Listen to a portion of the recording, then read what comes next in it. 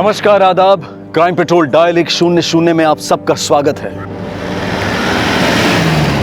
अपराध चाहे जितनी भी चालाकी से किया जाए, लेकिन ना अपराध छिपता है और ना ही अपराधी।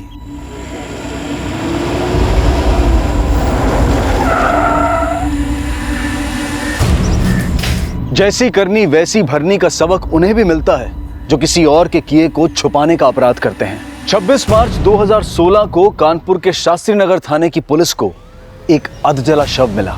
हत्या 25 मार्च 2016 को हुई थी। हत्यारा अभी तक मुखौटे में था और जिसकी हत्या हुई थी उस लड़की का नाम मीनल तिवारी था। शव मिलने के 5 दिन बाद शव की पहचान मीनल तिवारी के नाम से कर ली गई थी। लेकिन इस घटना के 2 महीने बाद भी अपराधी की कोई लीड नहीं मिली थी और यह केस बैकलॉग में चला गया। लेकिन जून 2016 से कानपुर के हर्षनगर इलाके में कुछ नई वारदातों का सिलसिला शुरू होने वाला था, जिसका कनेक्शन मीनल तिवारी की हत्या से भी जुड़ा था।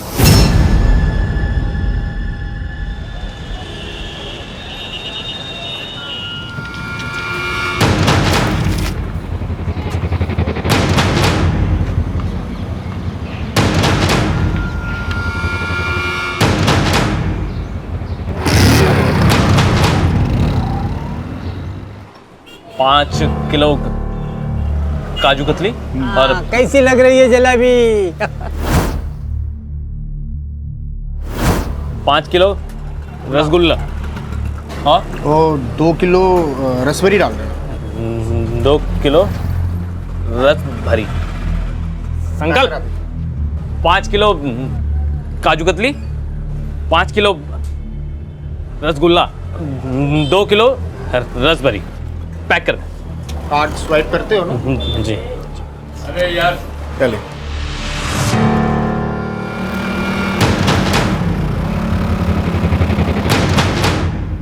अरे साले साहब, गधा अगर सर पे ताज भी पहन लेना तो भी वो साम्राज्य डुबा ही लेता है। क्यों आप पापा जी का धंधा बिगाड़ रहे हो? हाँ, देखिए ये गिराइक सामने वाली दुकान पे जा रहे हैं आपकी वजह से। मुनीम जी, उत्तराधिकारी अब मैं। राजकुमारी को अपना बना लेने से ना राजा नहीं बन जाओगे जीजा जी।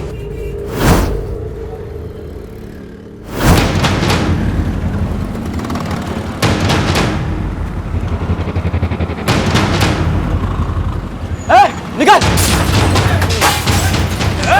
अरे अरे रुको!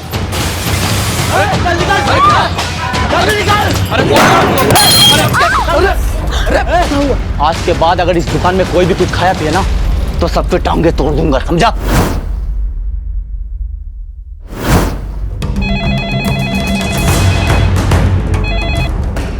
हेलो,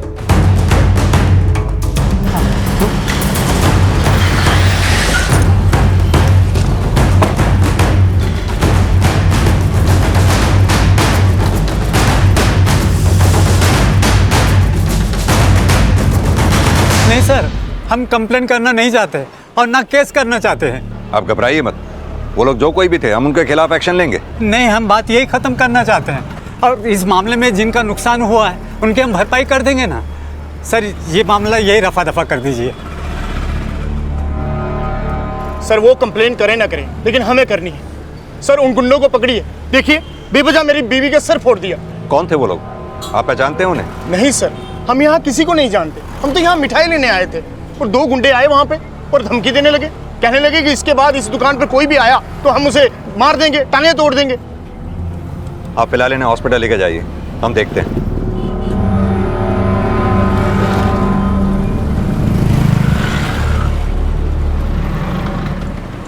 साहब, सीसीटीवी फुटेज दिखाने से तो हम आपको मना नहीं कर सकते, लेकिन इस सीताराम के पछड़े से हमें दूर रखिएगा। ये जिन 2 गुंडों ने आपके पड़ोस में सीताराम की दुकान में तोड़फोड़ की, उनसे सारा बाजार डरता है क्या? सर गुंडों का तो पता नहीं, लेकिन इस सीताराम दुबे से पूरी बाजार में कोई भी बोलचाल नहीं रखना चाहता है साहब। ऐसा क्यों? सर इसके बारे में क्या पता है साहब? बड़ा ओछा बुड्ढा है साहब। अपनी बीवी मरी तो उसकी 13वीं मनाती अपने लिए दूसरी बीवी लेके आया। साहब ये सीताराम की बीवी उसकी बेटी से 6-7 साल छोटी है। मुझे लगता है कि वो गुंडे सीताराम की बीवी को जानते हैं, जिसको सीताराम कैसे भगा के लाया है।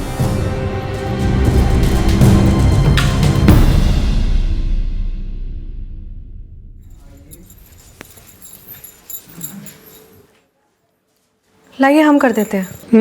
नहीं, हम कर लेते हैं ना। हल्दी वाला दूध ले आए आपके लिए।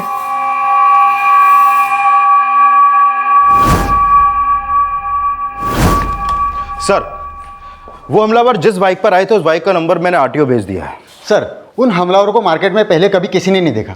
हाँ, लेकिन ज़्यादातर दुकानदारों का यही कहना है कि ये अटैक इसीलिए हुआ क्योंकि सीताराम दुबे ने एक 24 साल की लड़की से शादी की थी। सर, कहीं ऐसा तो नहीं कि सीताराम ने उस लड़की से जबरन शादी की हो और केस इसलिए नहीं किया क्योंकि उसका भेद खुल सकता था। और सर, ये भी तो हो सकता है कि हमला करने वाले उस लड़की के जानने वाले हों। ये तो होना ही था। पापा जी ने कांड जो ऐसा किया है वो तो शुक्र मनाओ कि किसी को गोली नहीं लगी। तुम जो आज हो ना, अपने पापा की बदौलत ही हो। आहा, तुम तो उनकी तरफदारी करोगे ही। उन्होंने अपनी बेटी जो तुम्हारे नाम कर दी है, लेकिन उन्हें पता नहीं है कि तुम क्या चीज हो।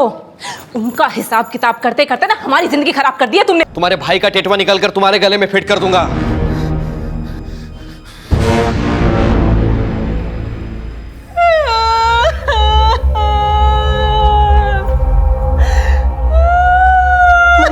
और जोर से अभी तक किसने सुना नहीं है। तो ये हम पे हाथ भी उठाने लगे।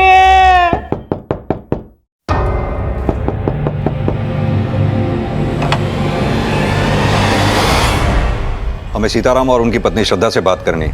हाँ, हम बुलाते हैं उनको। बुलाइए।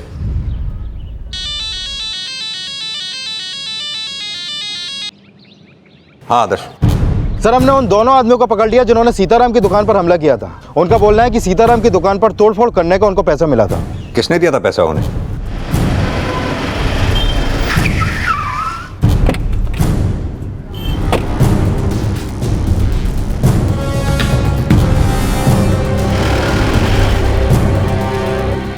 मालिक, श्यामदास सेठ को पुलिस पकड़ के क्यों ले गई?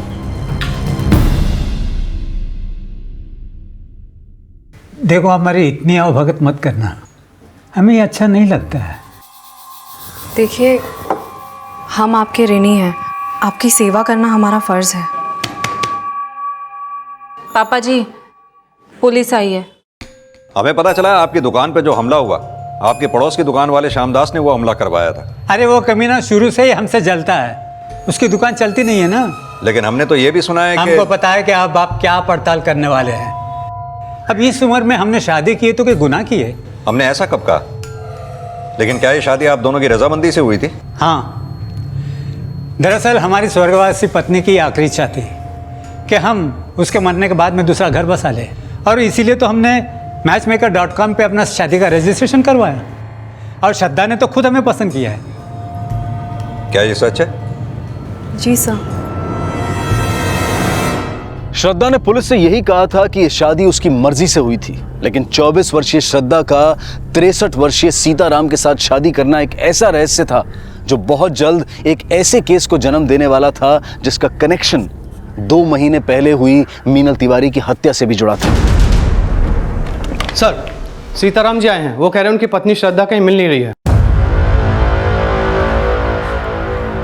बुलाओ उन्हें। सर, श्रद्धा रोज सुबह 7 बजे केशव नगर मंदिर जाती है और 8 बजे तक घर वापस आती है। अब शाम होने को आई, अब तक उसका कोई पता नहीं चला।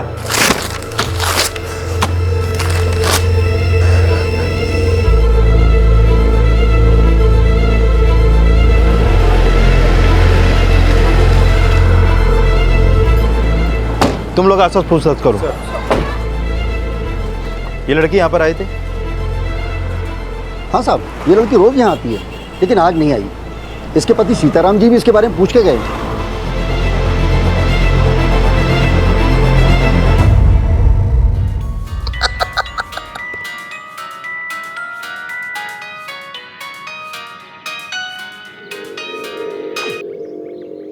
या तुम्हारी माँ गायब हो गई है और तुम यहाँ मजे कर रहे हो? हाँ? जीजा जी, हमारी माँ तो महीनों पहले ही भगवान को प्यारी हो गई। अच्छा, तो तुम उनको अपनी माँ मानते ही नहीं हो ना?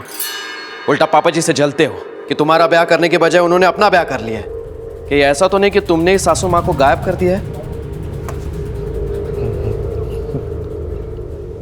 तुम्हें बहुत अफसोस हो रहा है ना? घी बुरे खिलाती थी तुमको वो? सर, श्रद्धा का फोन सुबह 7 बजे हर्षनगर में बंद हुआ, जहाँ पर सीताराम का घर है। मैंने भी मंदिर में पता किया, लेकिन वो आज सुबह मंदिर भी नहीं पहुंची। मंदिर और घर के बीच में उससे रिलेटेड कोई लीड भी नहीं मिली। श्रद्धा ने कहा था उसने सीताराम से शादी अपनी मर्जी से की थी। एक 24 साल की लड़की का 63 साल के आदमी से शादी करने का फैसला खुद का होगा। हो सकता है श्रद्धा इस शादी से खुश ना हो, इसलिए भाग गई हो। सर, गौतम नगर में श्रद्धा की माँ का घर है, लेकिन वो अपने मायके भी नहीं पहुंची। मैं श्रद्धा की माँ से मिलता हूं, तुम सीताराम के घर उसके नौकरों से पूछताछ करो, शायद पता चले श्रद्धा क्या वाकई इस शादी से खुश थी या कहानी कुछ और ही है। सर,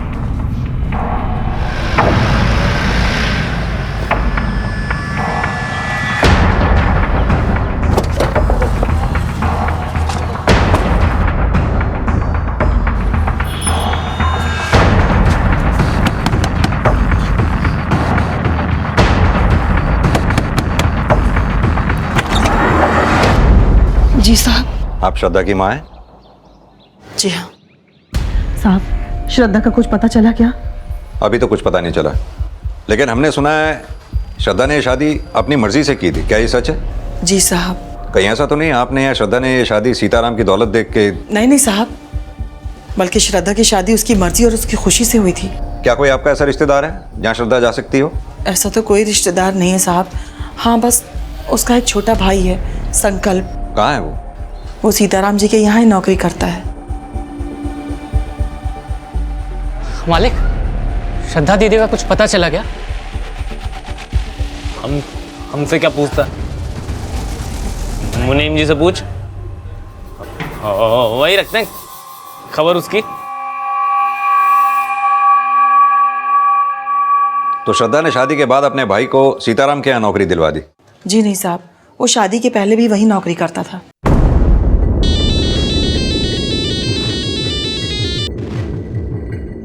हाँ आदर्श सर, मेरी सीताराम के घर के नौकरों से बात हुई, उनसे एक इन्फॉर्मेशन मिली है।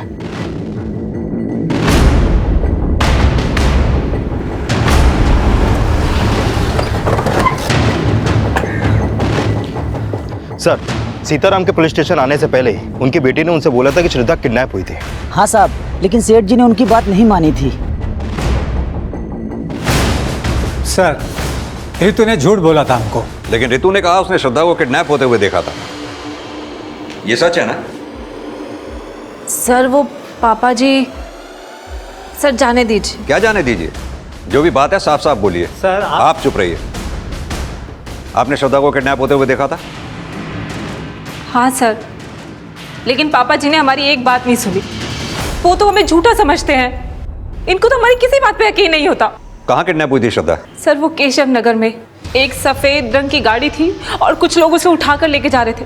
सर हम उसे बचाने भी गए और देखिए ना, उस चक्कर में हमें भी चोट लग गई। आदर्श, इनके साथ जाओ, पता करो वहाँ क्या हुआ था। सर हम पहले वहाँ जाके देख के आए हैं, वहाँ ऐसे कुछ नहीं हुआ। रितु झूठ बोल रही है। लेकिन आपकी बेटी झूठ क्यों बोलेगी? ये उसकी आदत में है, मनगढ़ंत कहानियाँ सुनाते रहती है ताकि ये उसकी बकवास सुनकर हम उसको अहमियत दें। हाँ अंकल, मम्मी ऐसा इसलिए करती है क्योंकि वो भी हमारे तरह अकेले हो गए, कोई उससे बात भी नहीं करता।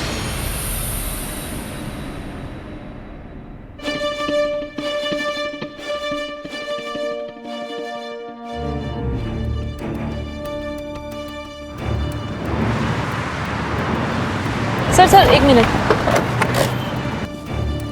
हाँ सर, यही वो जगह है जहाँ से श्रद्धा गायब हुई थी।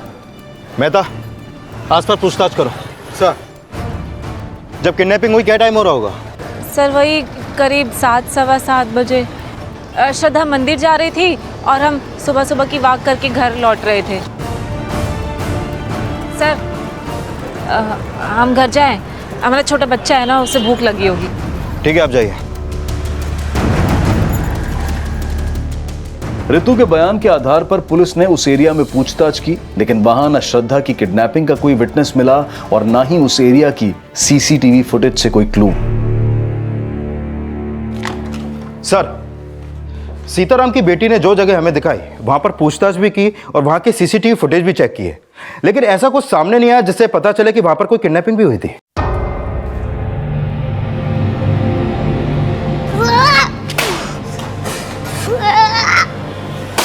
अरे चिंटू क्या कर रहा है, क्या कर रहा है तू?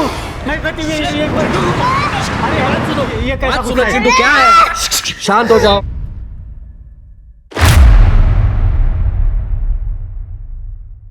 अपनी बेटी रितु को बुलाइए।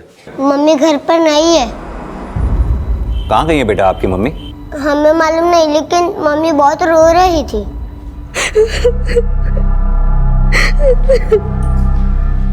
मम्मी, या तो कोई नहीं है, आप किसको दिखाने के लिए रो रही हो?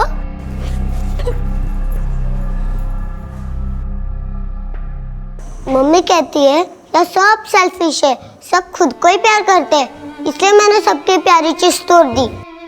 इनकी वजह से कोई किसको टाइम भी नहीं दे पाता है। रितु को फोन लगाइए, हमें उससे बात करनी है।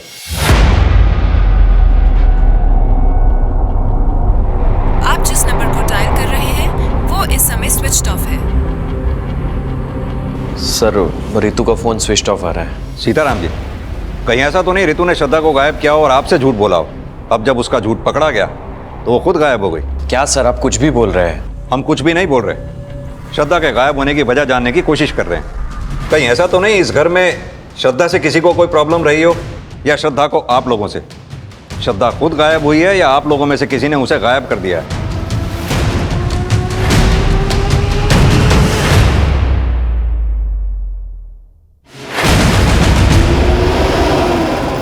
श्रद्धा की फिलहाल कोई लीड नहीं थी, लेकिन जल्द ही रितु का गायब होना भी रहस्य बन गया और एक चौंकाने वाला खुलासा हुआ।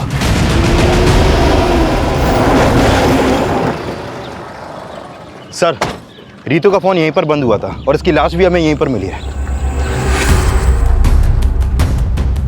ये देखिए सर, ये निशान लगता है गला घोंट के मारा गया। हमारी टीम आसपास पूछताछ कर रही है, शायद कोई लीड मिले।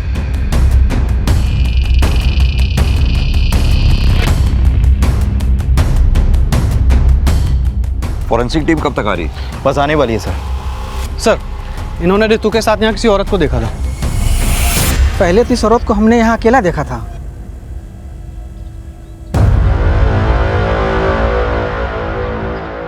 फिर बाद में हम वापस लौट कर आए तो देखा ये औरत किसी और औरत के साथ बात कर रही थी। कौन थी वो औरत? सर उसका चेहरा तो हमने नहीं देखा क्योंकि हम बहुत दूर से देखे थे, पर वो साड़ी पहन रखी थी। सर, श्रद्धा भी साड़ी पहनती है, कहीं ऐसा तो नहीं कि इस आदमी ने जिसे देखा हो वो श्रद्धा ही हो? लेकिन श्रद्धा तो कल से गायब है, रितु से मिलने क्यों जाएगी? सर, हो सकता है श्रद्धा गायब ना हो और रितु के झूठ का कोई राज हो। तिवारी, कहीं ऐसा तो नहीं इस राज का कनेक्शन रितु के मर्डर से हो?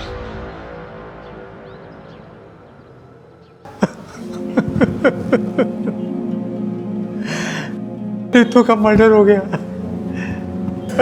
अंकल, मम्मी कहाँ है? मन को कुछ नहीं हुआ है ना अंकल?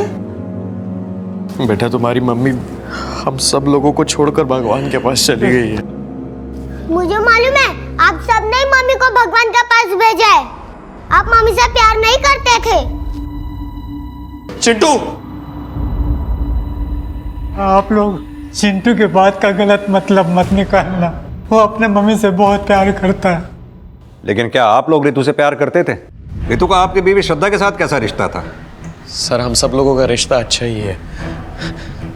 मुझे तो लगता है कि श्यामदास की तरह किसी दूसरे ने हम लोगों के ऊपर चिढ़ निकाली है अपनी, इसलिए पहले मेरी सासू माँ गई और अब रितु का मर्डर हो गया। अगर कोई घर वाला नहीं तो बाहर वाला कौन कर रहा है ये सब? नहीं, हमें नहीं पता सर। हमें तो श्रद्धा की फिक्र हो रही है कहीं उसका भी कोई।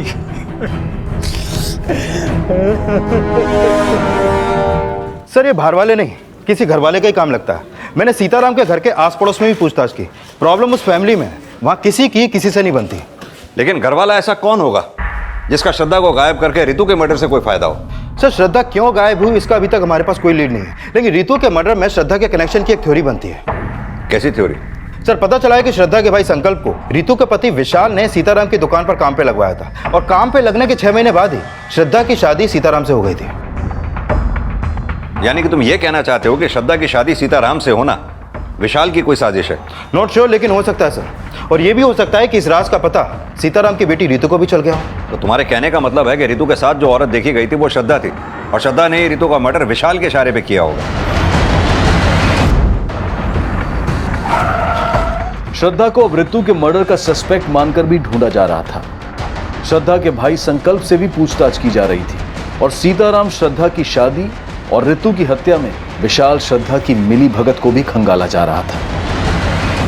और रितु की पोस्टमार्टम रिपोर्ट इसके संकेत भी दे रही थी। सर, ये रितु की पोस्टमार्टम रिपोर्ट, इस रिपोर्ट के मुताबिक उसकी हत्या उसका गला घोंटने से की गई और सर उसकी बॉडी पर ऐसे चोट के निशान भी मिले हैं जो उसकी हत्या से पहले के हैं।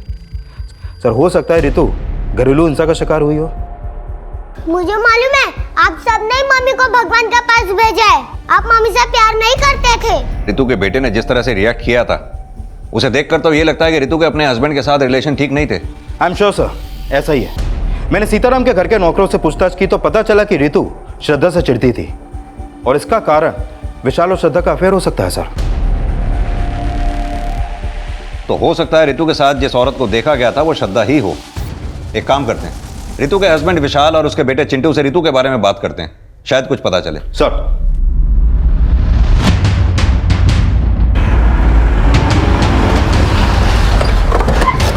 To into 1 is equal to 2, 2 into 2 is equal to 4।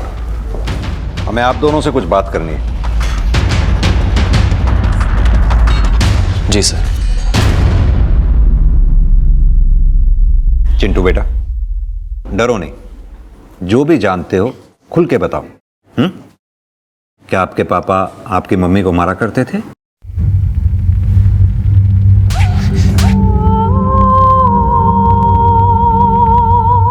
Sir, मैं मानता हूं कि मैंने उसको 2-3 बार मारा है, लेकिन कभी इतना भी नहीं मारा सर कि उसको इतना गहरा घाव हो जाए, बल्कि वो खुद अपने आप को पीटती थी सर। रितु खुद अपने आप को क्यों पीटेगी? वो इसलिए ऐसा करती थी कि वो चाहती थी कि सब लोग उसको तवज्जो दें। लेकिन तुम्हारा बेटा तो बोल रहा है कि तुम रितु को मारा करते थे। सर, वो तो खुद अपनी माँ की देखम देख में अपने आप को चोट लगा लेता था। उसने कुछ दिनों पहले अपने हाथ को चोट लगा दी थी। सर, वो भी यही चाहता था कि सब लोग उसके आओ भगत में लगे रहें। चाहिए तो पूछ लीजिए सर आप उससे। चिंटू बेटा, आपको डरने की कोई जरूरत नहीं। जो कुछ भी आप जानते हो सच सच बताओ, हम आपसे कुछ नहीं कहेंगे। हाँ अंकल, हमने ही अपने हाथ पे चोट लगाई थी। रितु, इसे केसर का दूध पिला देना। पापा जी, डॉक्टर ने पहले बोला है उसे खाना खिलाने के लिए और उसी के बाद तुरंत दवाई। इसे खाना खिला देते हैं ना? नहीं, हम अपनी मम्मी के हाथ से ही खाना खाएंगे। हेलो जी।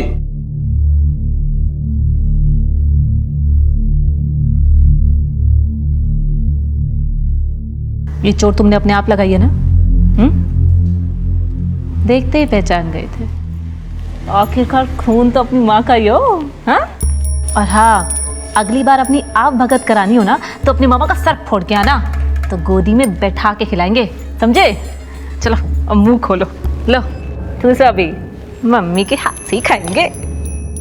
लेकिन क्यों बेटा? क्योंकि घर में हमसे कोई बात नहीं करता था। जब चोट लगी तब सब प्यार करने लगे, बाद में वापस वैसा ही हो गया। लेकिन आपसे ऐसा करने के लिए किसने बोला? किसी ने भी नहीं।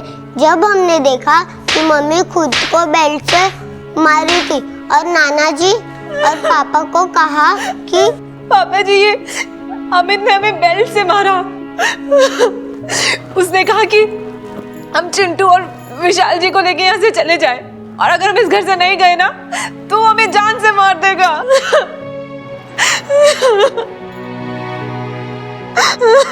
फिर नाना जी ने मामा को बहुत पीटा और मम्मी से प्यार से बात करने लगे। बाद में मामा ने मम्मी से बात करना बंद कर दिया। सर, अमित तो रितु को शुरू से नापसंद करता था और उसके बाद धीरे धीरे उसको सासू माँ से भी प्रॉब्लम होने लगी। कैसी प्रॉब्लम? पापा जी ने उसकी शादी करने के बजाय वो खुद अपने लिए बहू लेके आए थे, इसलिए वो पापा जी से चिढ़ा करता था और उसके बाद सासू माँ से भी। विशाल और चिंटू के बयान के बाद पुलिस अमित से जुड़ी जानकारी जुटाने लगी और इस केस में अमित की भूमिका के कुछ नए समीकरण जोड़े जाने लगे। पता चला है कि अमित की अपनी बहन रितु से बिल्कुल नहीं बनती है और काफी समय से उन दोनों के बीच में बोलचाल भी नहीं है। और सर, ये भी पता चला है कि पिछले 2 साल से सीताराम अपने बेटे अमित की शादी करवाने की कोशिश कर रहे हैं, लेकिन अमित के हकलाने की प्रॉब्लम की वजह से हर लड़की उसे रिजेक्ट कर देती है। वो हमें रिजेक्ट नहीं करती थी, हम उन्हें रिजेक्ट करते थे। क्यों? तुम शादी नहीं करना चाहते थे क्या? अच्छी लड़की मिलेगी तो ज़रूर करेंगे सर, लेकिन अभी तक मिली नहीं। लेकिन तुम्हारे पापा जी को तो मिल गई थी। क्या खाक मिल गई थी? एक नंबर की लालची थी। उसने पापा जी से नहीं, उनकी दौलत से शादी की। लेकिन तुम्हारे पापा जी को तो लगता था कि वो सठा गए सर। हमें तो लगता सर कि वो श्रद्धा पापा जी को चूना लगाकर भाग गई, और पापा जी किसी को बता नहीं रहे हैं क्योंकि उनकी इज्जत पर बात है ना। अगर ऐसा था तो तुम्हें कैसे पता चला? हम पापा का चेहरा पढ़कर समझ गए। चेहरा तो तुमने अपनी बहन का भी पढ़ लिया होगा। सुना है बड़ी प्रॉब्लम थी तुम्हें रितु से। उससे तो सभी को प्रॉब्लम थी सर, और सबसे ज़्यादा जीजा जी को। दीदी को धोखा दे रहे थे। कैसा धोखा? हमने बताया ना सर, श्रद्धा बहुत चालाक लड़की थी सर। एक तरफ हमारे जीजा जी से चक्कर चला रही थी, और दूसरी तरफ मौका देखते ही पापा जी को लूट कर भाग गई। साहब, श्रद्धा अपने सारे गहने जेवर यहीं छोड़ के चली गई, और आप ये कहते कि उसने हमको चूना लगाया? हम नहीं कह रहे, आपके बेटे ने कहा है। वो श्रद्धा पापा जी को चूना लगाकर भाग गई। ऐसा कुछ नहीं हुआ साहब। आपके बेटे अमित और दामाद विशाल, इनके बारे में आपकी क्या राय है? क्या इन्होंने ये कांड किया होगा? साहब, ना तो ये कांड हमने किया है, ना हमारे दामाद या बेटे ने। ये जरूर किसी बाहर वाले का काम है। फिलहाल इस केस में पुलिस को किसी भी बाहर वाले का हाथ होने का कोई क्लू नहीं मिला था। शक के घेरे में अब तक सिर्फ घर वाले थे। सीताराम, अमित, विशाल सब रडार पर थे, और इसी दौरान पुलिस को एक ऐसी इंफॉर्मेशन मिली जिसने इस केस का रुख ही बदल दिया। सर, जिस दिन श्रद्धा गायब हुई उसी शाम मीरपुर पुलिस को एक लाश मिली थी। उस लाश की पोस्टमार्टम रिपोर्ट के मुताबिक उसकी हत्या उसके सर पे किसी भारी चीज से वार करने से की गई, और फिर उसका चेहरा जला दिया गया। और सर, पोस्टमार्टम रिपोर्ट के मुताबिक उसकी उम्र 24 साल के आसपास की होगी। और सर, उसके पास से सीताराम की मिठाई की दुकान का विजिटिंग कार्ड भी मिला था। ये श्रद्धा के घर वालों को शिनाख्त के लिए बुलाओ। बोलिए। क्या बोलिए सर, इसका तो चेहरा भी जला हुआ है। कैसे पहचानेंगे कि ये श्रद्धा है? इस बॉडी के चेस्ट में राइट साइड में एक तिल है। ये क्या श्रद्धा की बॉडी पे ऐसा कोई तिल था? इसके बारे में हमें कुछ नहीं मालूम। सर, कोई प्रेग्नेंट लड़की मरे तो उसके जांच से ये पता चल सकता है कि वो प्रेग्नेंट थी। श्रद्धा प्रेग्नेंट थी? जी सर, दरअसल पापा जी सासू माँ ने मुझे नहीं, मेरा मतलब है कि रितु को इसके बारे में बताया था। ऐसा रितु ने मुझे बताया था। जी, ये लड़की तो प्रेग्नेंट नहीं थी। सीताराम जी, हाँ, क्या श्रद्धा प्रेग्नेंट थी? इसके बारे में हमें कुछ पता नहीं है। हाँ, शायद हमारी बेटी को बताया हो।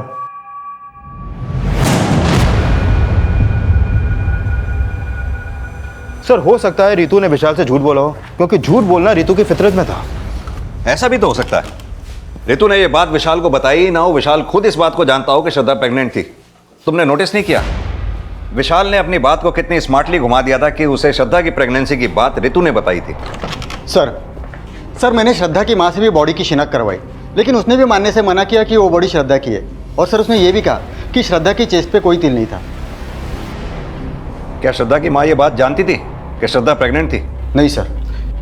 यानी श्रद्धा की माँ को ही नहीं, बल्कि श्रद्धा के पति सीताराम को भी श्रद्धा की प्रेगनेंसी के बारे में पता नहीं था। मुझे लगता है अगर श्रद्धा प्रेग्नेंट रही होगी तो जरूर वो सीताराम की वजह से तो नहीं रही होगी। तो सर, क्या अमित का शक सही था? वाकई में विशाल और श्रद्धा के बीच में कोई अफेयर रहा होगा? हमें चाकू दिखा के नाटक कर रहा था ना। अब तो हम तो पक्का जान चुके हैं कि श्रद्धा रानी पापा जी की नहीं, आपकी रानी थी। वो देखो अमित, हमारा मुंह मत खुलवाओ, नहीं तो क्या बकवास बंद करो। क्या? हाँ, क्या कर लेंगे? अगर श्रद्धा और विशाल का अफेयर था तो श्रद्धा कहाँ है ये विशाल को जरूर पता होगा। विशाल पे नजर रखो, श्रद्धा के भी पास प्रेजेंट को अच्छी तरह से खंगालो। श्रद्धा गायब नहीं हुई है, शायद कहीं छुपी हुई है। सर माना श्रद्धा कहीं छिपी हुई है, लेकिन मीरपुर पुलिस को जो डेड बॉडी मिली है, अगर वो श्रद्धा की नहीं है तो उसके पास से सीताराम स्वीट्स के विजिटिंग कार्ड मिलने का क्या राज है? इस केस में ऐसे कई और राज भी थे जो परत दर परत खुलने वाले थे, लेकिन जल्द ही मीरपुर पुलिस ने उस बॉडी की पहचान पता कर ली जिससे पहले श्रद्धा की लाश समझा जा रहा था। बॉडी का डीएनए होना अभी बाकी था, लेकिन लड़की की पहचान सोनम शर्मा के नाम से उसकी मां मीनाक्षी शर्मा द्वारा की गई। जब हर्षनगर पुलिस सोनम की मां मीनाक्षी से मिली तो सामने आया कि सोनम का सीताराम स्वीट्स में भी अक्सर आना जाना था। मीरपुर पुलिस को इस लड़की की लाश मिली थी। उनका कहना है इस लड़की का अक्सर आपकी दुकान पर आना जाना था। सर यहाँ तो रोज कई ग्राहक आते जाते रहते हैं, अब पता नहीं ये आती थी या नहीं। सर, इस लड़की को हमने कई बार यहाँ देखा है। वो बड़े मालिक से मिलने आई थी। तुम श्रद्धा के भाई संकल्प हो ना? जी जी। बड़े मालिक कौन? सीताराम?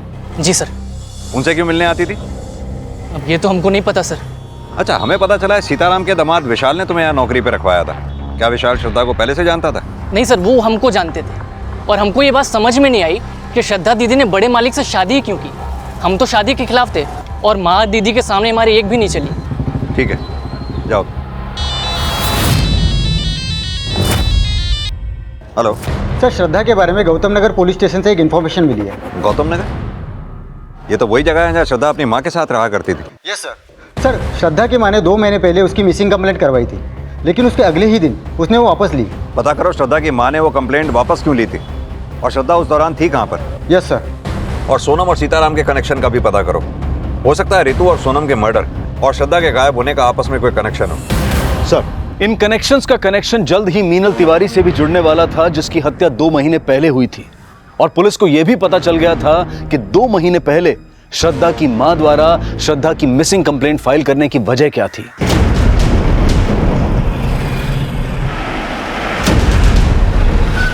साहब, दरअसल उस दिन श्रद्धा हमको बिना बताए अपनी किसी सहेली के घर चली गई थी और हमें लगा कि वो कहीं खो गई है, इसलिए हमने पुलिस कंप्लेंट की। लेकिन जैसे ही श्रद्धा घर वापस आई, हमने वो कंप्लेंट वापस ले ली थी। झूठ बोल रही हैं आप। श्रद्धा उस दिन अपने किसी फ्रेंड के यहाँ नहीं गई थी, बल्कि बिष्णुपुरा में एक मैटरनिटी क्लिनिक में अपना इलाज करवा रही थी। ये उस क्लिनिक के पेपर हैं। श्रद्धा वहां इलाज इसलिए करवा रही थी क्योंकि उसका रेप हुआ था। रेप?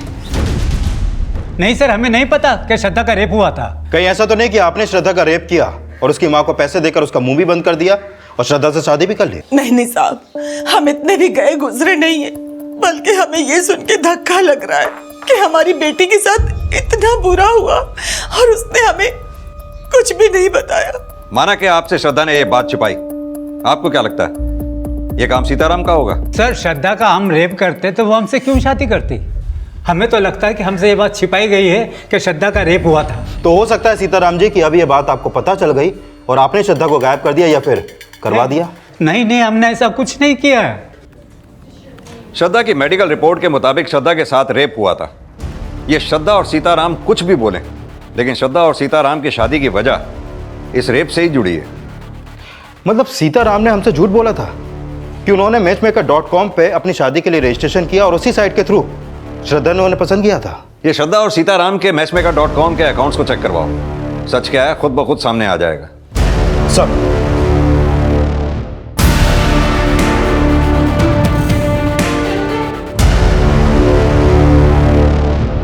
सर, मैचमेकर.com पर सीताराम का तो अकाउंट है, लेकिन उस साइट पर श्रद्धा का कोई अकाउंट नहीं है। इसका मतलब सीताराम ने हमसे झूठ बोला था। सर, सीताराम ने हमसे सोनम शर्मा के बारे में भी झूठ बोला था। वो अपने अकाउंट से सोनम शर्मा से चैट करता था, और वो सिर्फ सोनम शर्मा से ही नहीं और कई लड़कियों के भी टच में था। वो सीताराम जिन जिन लड़कियों से चैटिंग करता था उनके बारे में पता करो। तुम सीताराम को बुलाओ। सर, हमें श्रद्धा की एक ईमेल आईडी का पता चला है जो अभी भी एक्टिव है। पिछले दिनों श्रद्धा उसी आईडी के थ्रू यूट्यूब चैनल पे गर्भ संस्कार के वीडियो देख रही थी। सर, उनके वीडियो तो प्रेगनेंसी से संबंधित होते हैं, यानी श्रद्धा प्रेग्नेंट है, उसका ईमेल आईडी भी एक्टिव है, मतलब वो गायब नहीं है। सर, लास्ट टाइम उसने जिस आईपी एड्रेस के थ्रू लॉगिन किया था वो आगरा के एक साइबर कैफे गए। आगरा पुलिस से कांटेक्ट करो, पता करो श्रद्धा खुद साइबर कैफे गई थी या फिर कहानी कुछ और ही है। सर, सीताराम के नंबर पे कॉल किया तो उसके दामाद विशाल ने फोन उठाया। सीताराम ने सुसाइड कर लिया। क्या?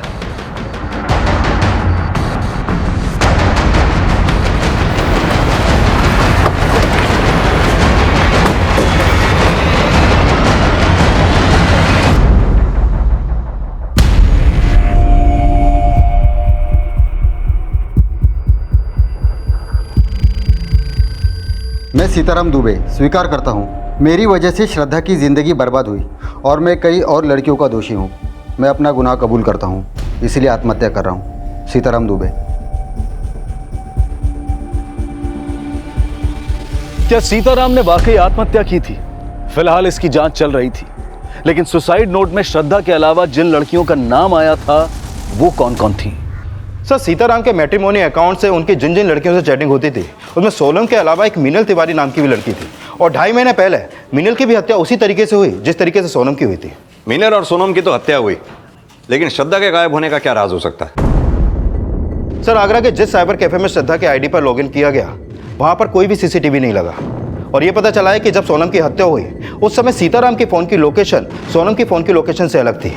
और सर, ये भी पता चला है कि सीताराम के मैट्रिमोनियल अकाउंट को उसके लैपटॉप और उसके दुकान के पीसी से ऑपरेट किया जाता था। Excuse me sir. हेलो, ठीक है सर। आगरा से पीएसआई यादव का फोन था। जिस साइबर कैफे से श्रद्धा के आईडी पर लॉगिन किया गया उस गली में एक सीसीटीवी मिला है, उसमें श्रद्धा कैप्चर हुई है। श्रद्धा अगर जिंदा थी तो फिर मीनल और सोनम की हत्या का राज क्या था? क्या श्रद्धा के गायब होने का कनेक्शन मीनल और सोनम की हत्या से जुड़ा हुआ था? क्या सीताराम की आत्महत्या कोई साजिश थी? सर, जिस दौरान मीनल की हत्या हुई तब भी सीताराम के फोन की लोकेशन मीनल के फोन की लोकेशन से मैच नहीं करती। सर, कहीं ऐसा तो नहीं कि सीताराम को फंसाने के लिए कोई और उनकी आईडी से चैट करता हो? सीताराम ने हमें खुद ये बात बोली थी कि उसका मैचमेकर.com पे अकाउंट था और उस अकाउंट को वो खुद ऑपरेट करता था। वहीं दूसरी तरफ भीष्मनगर मैटरनिटी क्लिनिक वालों ने भी ये साफ किया था कि श्रद्धा के साथ रेप हुआ था। सर, ऐसा भी तो हो सकता है कि श्रद्धा की कोई चाल हो, वो सीताराम को ब्लैकमेल कर रही हो, और इसमें उसका साथ विशाल ही नहीं बल्कि उसका भाई संकल्प भी उसका साथ दे रहा हो। इन सबको अच्छी तरह से खंगालो, और सीताराम के बेटे अमित को भी। सर,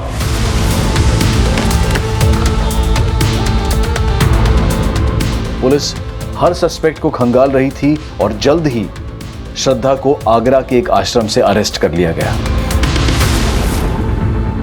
सर, हम अपनी मर्जी से गए थे, भागे नहीं थे। सर, हमारी वजह से सीताराम जी को बहुत बदनामी सहनी पड़ रही थी।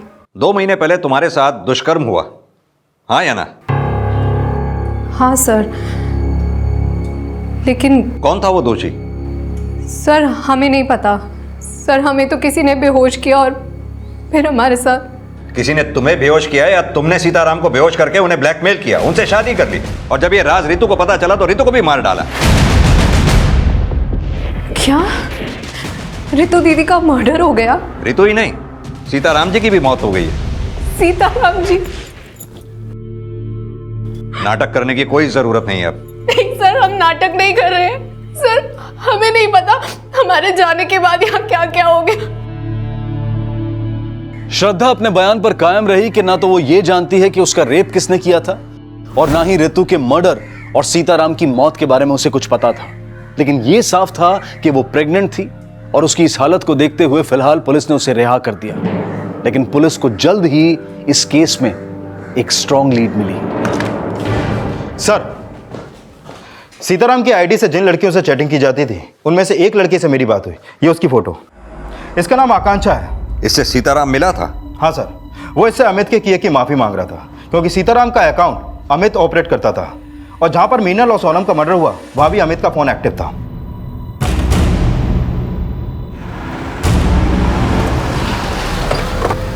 हमने जो भी किया सर, अपने बाप के कहने पे किया सर।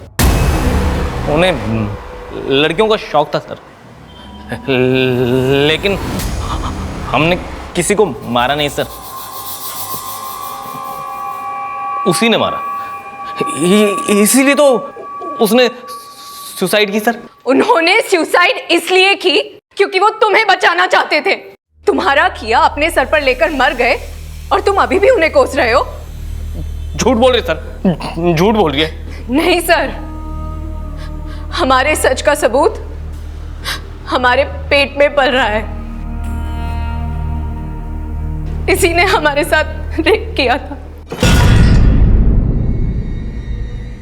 अमित की पहले से ही हम पर गंदी नजर थी, और फिर एक दिन हमारे साथ हमने वो बातें सीताराम जी को जाकर बताई, और हमने कहा कि हम अमित को जेल पहुंचाएंगे।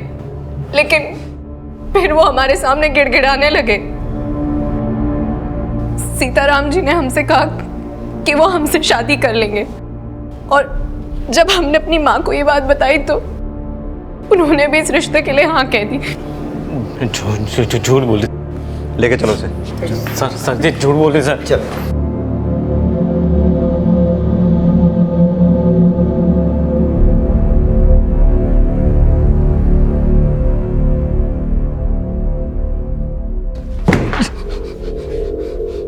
हमें लड़कियों से नफरत है, सब सेल्फिश होती हैं, सबको सिर्फ पैसे से प्यार होता है। मीनल और सोनम ये बात जानती थी कि तू अपने बाप के अकाउंट से उनसे चैट करता था? हाँ, और उनको कोई ऐतराज़ भी नहीं था, सब हमसे रिश्ता रखे हुए थे, क्योंकि हमारा बाप पैसे वाला था ना।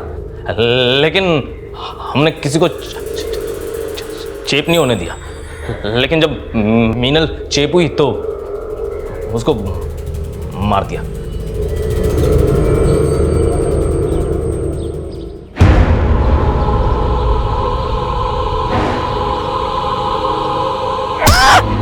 और जब सोनम हुई तो उसको भी।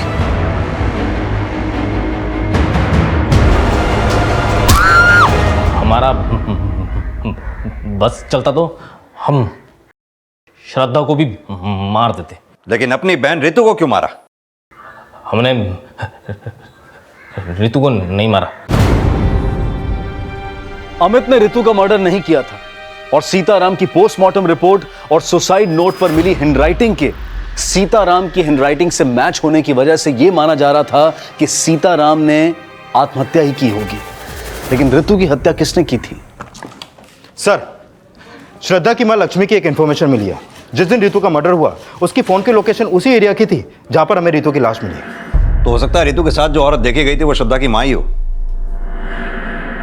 साहब, हमसे भूल हो गई साहब। जब रितु गायब हुई तो हमें पता चला कि आप लोगों को रितु पे शक है, क्योंकि उसने आप लोगों से झूठ बोला था कि श्रद्धा किडनैप हो गई थी, और तब हमने रितु का पीछा किया।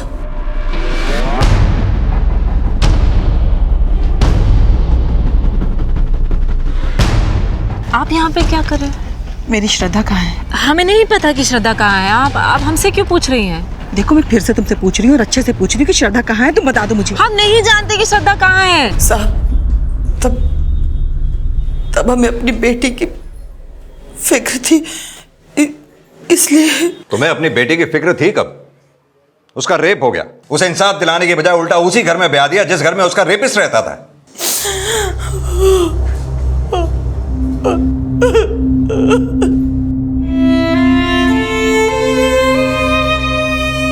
श्रद्धा की मां गैर इरादतन हत्या की अपराधी थी, लेकिन अमित ने जो अपराध किए थे वो एक ऐसी घिनौनी साजिश से जुड़े थे जिनका बचाव करना भी अपने आप में बहुत बड़ा अपराध है।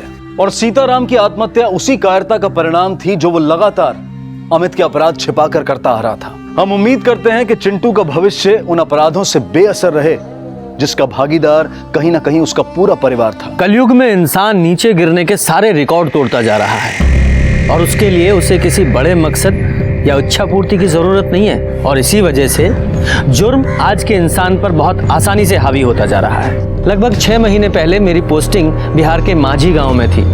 उस समय मेरे पास एक अजीबोगरीब केस आया जो देखने में तो बहुत आसान लग रहा था, पर सॉल्व करने में बहुत ही मुश्किल था। इस केस को देखकर आपके होश उड़ जाएंगे, क्योंकि कत्ल का मोटिव तो बहुत ही जाना पहचाना लग रहा था, और उसका तरीका बहुत ही हैरान कर देने वाला था।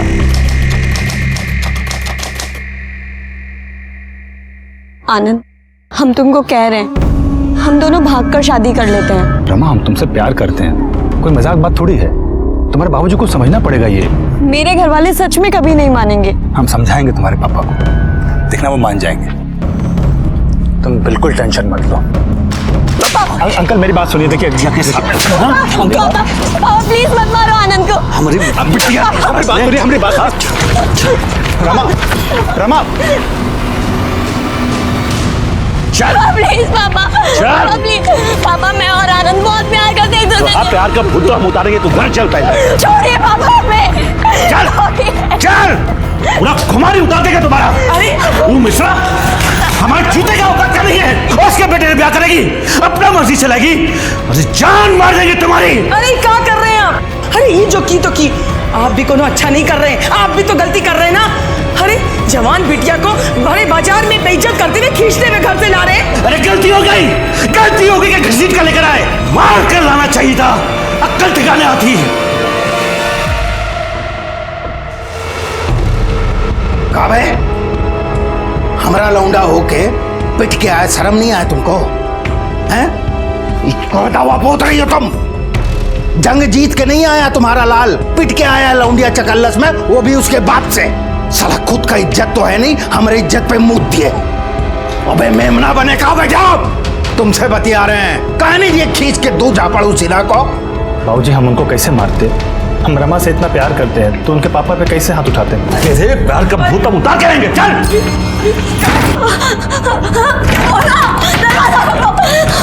क्या कर रहे हैं आप? खबरदार जो दरवाजा खोला तो अब ये दरवाजा तब खोलेगा जब इसका ब्याह होगा। बराबर का लड़का देखकर 2-4 दिन में इस मुसीबत को यहाँ से चलता कर देंगे। आनंद ऐसा कुछ नहीं होने देगा। आनंद हमको बहुत चाहता है। आनंद हमारा ब्याह किसी और से होने नहीं देगा, देख लीजिएगा आप। देखा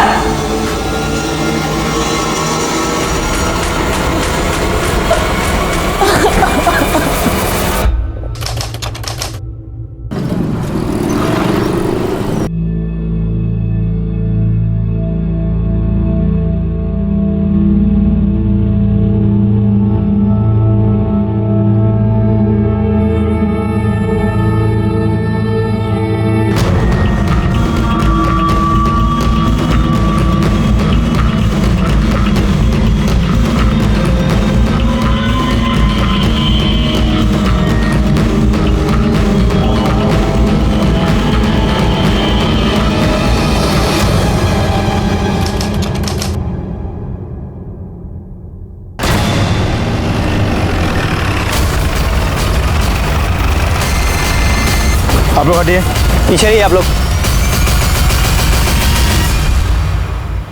जाओ आसपास चेक करो, कुछ मिलता है क्या? सर ये बॉडी सबसे पहले किसने देखा था? हमने सर। सुबह को यहाँ से हम जा रहे थे तो देखे लड़की का लाश पड़ा हुआ है। कहाँ रहते हो? यही बगल के गांव में। सर देख के तो लगता है लड़की 20 या 25 साल की होगी। पीठ पे और सर पे चोट के निशान भी है। सर आसपास ऐसा कुछ भी नहीं मिला जिससे इसकी पहचान हो सके, ना पर्स और ना ही कोई मोबाइल। मतलब कातिल यही चाहता था। अरे जी तो पलटो।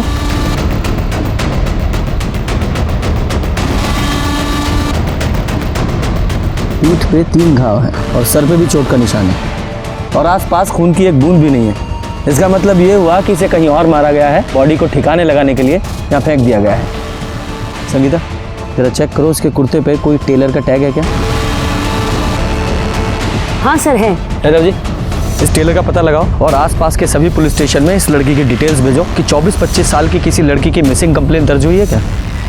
बॉडी को पोस्टमार्टम के लिए भेजो। सर लड़की के कुर्ते पे जिस टेलर का टैग था उस टेलर की दुकान मांझी मार्केट में ही है। टेलर ने लड़की और कुर्ता दोनों की पहचान की है। लड़की का नाम था रमा सिन्हा। लड़की रेगुलर कस्टमर थी, इसीलिए टेलर की रिकॉर्ड बुक से हमें उसका फ़ोन नंबर और एड्रेस मिला था। जब हमने फ़ोन किया तो फ़ोन स्विच ऑफ मिला। फिर हम उस एड्रेस पे पहुंचे, लेकिन घर पे ताला लगा हुआ था सर। आस पड़ोस में पूछताछ करके हमें पता चला कि पिछले कुछ दिनों से वो लोग वहाँ दिखे नहीं, गाड़ी भी नहीं है, शायद बाहर कहीं गई है सर। जब पूरी फैमिली बाहर गई थी तो रमा उनके साथ क्यों नहीं गई? हो सकता है वो अपने ससुराल में हो। सर उसकी तो शादी नहीं हुई थी, ससुराल में होने का तो सवाल ही पैदा नहीं होता।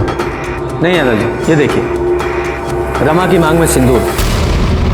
लेकिन सर आस पड़ोस में पूछताछ करके हमें पता चला था कि शादी हुई नहीं थी। यादव जी शादी तो हुई थी, लेकिन शायद लोगों को नहीं पता था कि वो शादीशुदा है और शायद यही उसकी मौत का भी कारण हो। यादव जी ये रमा के सारे कॉल रिकॉर्ड्स और फ़ोन लोकेशंस निकालिए और इस सिन्हा फैमिली की जितनी हो सके उतनी डिटेल्स निकालो।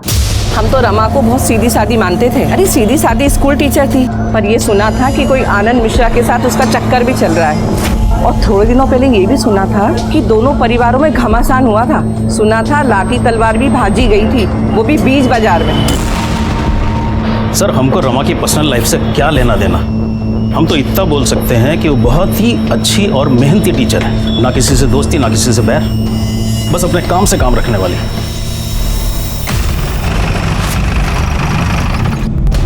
अब आदमी के जाने के बाद साहब का बुरा बोले, लेकिन रमा के कारण अभिजीत बाबू थोड़ा परेशान रहते थे।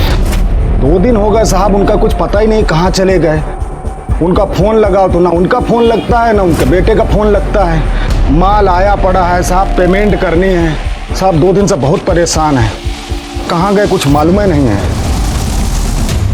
सर मैंने कई लोगों से पूछताछ की, लेकिन किसी को भी नहीं पता सिन्हा फैमिली कहाँ है, और उनके फ़ोन्स भी स्विच ऑफ आ रहे हैं सर। यादव जी, ये अभिजीत, रत्ना और शिवम तीनों के कॉल रिकॉर्ड्स और मोबाइल लोकेशन निकलवाओ। तब तक इस आनंद से मिलते हैं, देखते हैं वो क्या कहता है। साहब आनंद का शादी रमा से हुआ, उसके बाद रमा अपनी अम्मा के घर गई आशीर्वाद लेने। एक बार को हम अपनी अम्मा से मिलना चाहते हैं। फिर लौटी नहीं साहब। आप ही सोचिए साहब, हमरे बिटुआ पे का गुजरी होगी। अरे बौरा गया है साहब एकदम। अपने बेटे को बुलाइए, उससे बात करनी है हमें। अरे क्या बात करिएगा साहब, उससे होश ही नहीं है उसको। दिन रात रमा के घर के चक्कर लगाता रहता है। कह रहा था कि उसके परिवार वाले रमा को जबरदस्ती ले गए और दूसरा ब्याह कर देंगे उसका। यह पॉसिबल नहीं है, रमा का मर्डर हो गया है। मर्डर? अरे कहा होगा हमारे बिटुआ का, लेकिन कौन मर्डर किया साहब उसका? फिलहाल तो हमें नहीं पता, हो सकता है आपके बेटे आनंद ने किया हो। बुलाओ उसे। अरे साहब बुलाएंगे तो तब ना, जब वो घर पे होगा। आता ही नहीं है घर पे। यादव जी, हमें आप सबके फ़ोन नंबर्स चाहिए, और एक बार आपका बेटा घर लौटा है तो पुलिस स्टेशन भेज दीजिएगा। ठीक है साहब।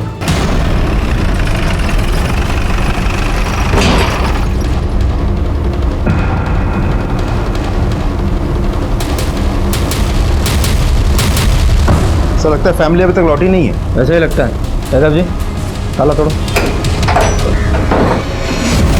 फॉरेंसिक टीम को बुलाइए। सर अब समझ में आया कि ये घर फैमिली के बाहर जाने की वजह से नहीं, बल्कि इस क्राइम की वजह से बंद था। पूरे घर की अच्छी तरह से तलाशी लो।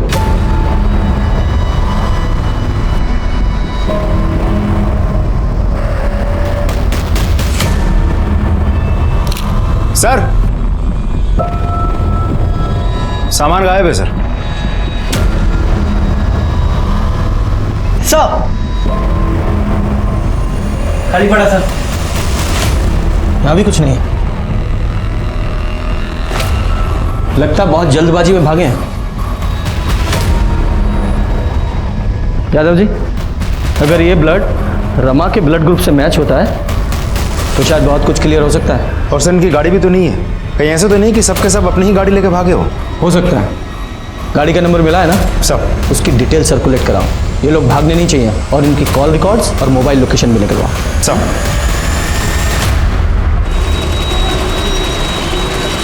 यादव जी। जी सर। ये सिन्हा फैमिली की कार का कुछ पता चला? नहीं सर, हमने सारे टोल नाका और चेक नाका पर उस गाड़ी की डिटेल्स भेज दी है, लेकिन हमें नहीं लगता सिन्हा फैमिली ने स्टेट बॉर्डर क्रॉस किया हुआ। अगर किया होता तो हम तक इन्फॉर्मेशन पहुंच जाती सर। कहीं ऐसा तो नहीं कि सिन्हा फैमिली कहीं छुप के बैठी हो, वरना कार गई कहाँ? सर, सिन्हा फैमिली के घर पे जो ब्लड मिला था उसकी फॉरेंसिक रिपोर्ट। यादव जी, सब ये जो सिन्हा फैमिली के घर पे जो ब्लड मिला है, ये तो रमा का ही है। इसका मतलब रमा का पहले घर में खून किया गया और बाद में उसकी बॉडी को ठिकाने लगाने के लिए फेंक दिया गया। लेकिन सर खून किया किसने? फैमिली ने। पॉसिबल है, हो सकता है ये ऑनर किलिंग का केस हो, क्योंकि सिन्हा फैमिली को ये रमा और आनंद का रिश्ता पसंद नहीं था, और जब रमा ने आनंद से शादी कर ली और घर वापस आई तो गुस्से में फैमिली ने उसे मार दिया और बाद में बॉडी को फेंक के फरार हो गया। फॉरेंसिक रिपोर्ट और सर्कमस्टांशियल एविडेंस के बाद ये कंफर्म हो गया कि ये केस ऑनर किलिंग का ही है।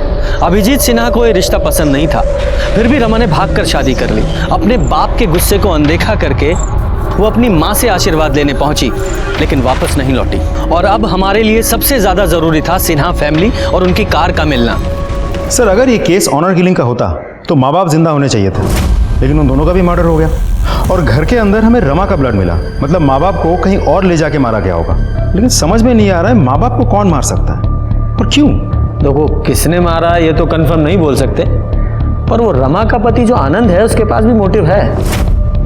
उसका कुछ पता चला? नहीं सर, लेकिन वो जब भी घर वापस आएगा या फ़ोन स्विच ऑन करेगा हमें इन्फॉर्मेशन मिल जाएगी। और सर, ये अभिजीत सिन्हा का बेटा शिवम सिन्हा वो भी तो गायब है, तो ऐसा भी तो हो सकता है कि तीनों मर्डर्स उसी ने किया हो और गाड़ी लेके फरार हो गया हो। लेकिन मोटिव क्या हो सकता है सर? यादव जी, अगर एक बार को मान भी ले कि शिवम ने पैसे और गहनों के लिए अपने माँ बाप को मारा, तो वो उनके कपड़े लेकर क्यों जाएगा? और वैसे भी अपने परिवार का वो इकलौता वारिस है, पैसों के लिए मर्डर क्यों करेगा? सर, सिन्हा फैमिली के कॉल रिकॉर्ड्स।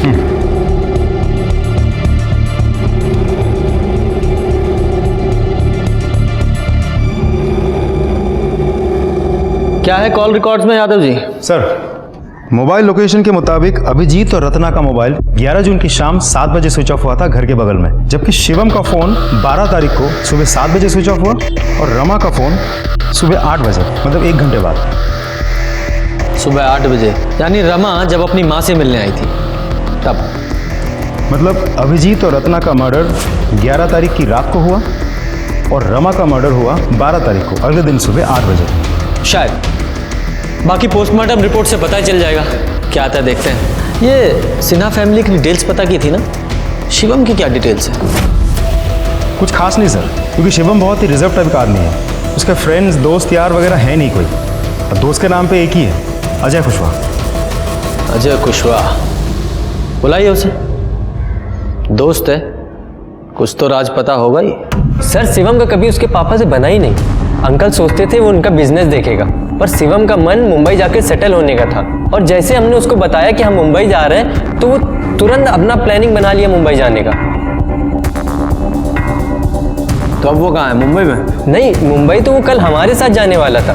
2 दिन से उसका फ़ोन मिला रहा है, लेकिन नंबर स्विच ऑफ बता रहा। अब पता नहीं वो जाएगा कि नहीं, कहाँ है वो, हमको तो कुछ समझ में नहीं आ रहा। अब हम तो कल मुंबई निकल जाएंगे, अब वो अपना देखे। अपना ये मुंबई का टिकट कैंसिल करा लो। मतलब जब तक शिवम नहीं मिल जाता तुम कहीं नहीं जा रहे हो, और जैसे वो तुमसे कांटेक्ट करने की कोशिश करेगा तुरंत हमें बताओगे। जी सर। ये मुंबई जाने वाले सभी रास्तों की सीसीटीवी फुटेज चेक कीजिए, हो सकता है शिवम की कार कहीं दिखे। शिवम का फोन अभी मांझी में एक्टिवेट हुआ है। जिस आदमी को हम मुंबई तक ट्रेस करने की कोशिश कर रहे हैं, वो यहाँ मांझी में बैठकर हमें बेवकूफ़ बना रहा है। यादव जी, इस शिवम की लोकेशन ट्रेस करो, और इससे पहले कि ये दोबारा हमारे हाथ से निकले, उठा कर लाइए उसे। लोकेशन तो यही दिखा रहा है। आगे? जी सर, मैं फॉलो करता रहूँ। सर, लोकेशन के हिसाब से तो यही जगह है। फोन लगाओ। सर, इस घर से नहीं आ।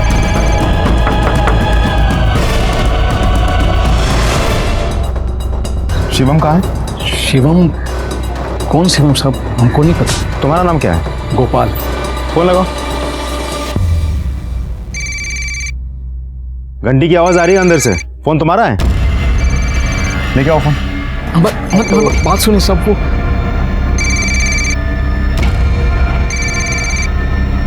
सब ये फोन है। ये फोन किसका है? बताओ किसका है?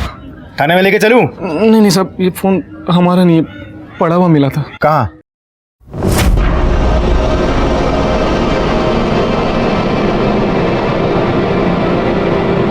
जय माता दी। बैटरी खत्म हो गई तो मोबाइल बंद पड़ गया, और हम भी चार्ज नहीं किए। फिर सब जब 2-3 दिन हो गए तो हम मोबाइल चार्ज किए, आज ही ऑन किया था साहब। कि आप सब माफ़ी दे दो साहब, गलती हो गई। ठीक है। ये फ़ोन कहाँ मिला था तुम्हें? वो बजाज रोड नंबर 3 पे सर। Bajaj road number 3? ये अभिजीत सिन्हा का घर वही है ना? जी सर।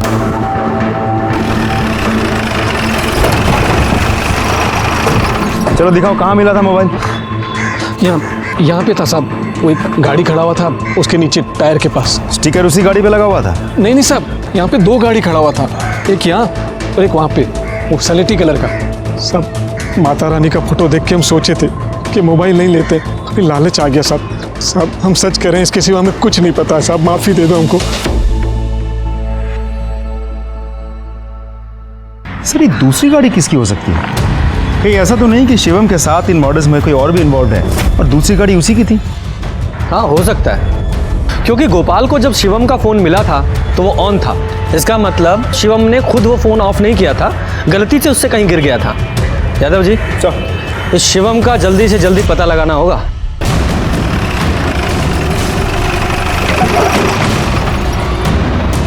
तुम उधर देखो।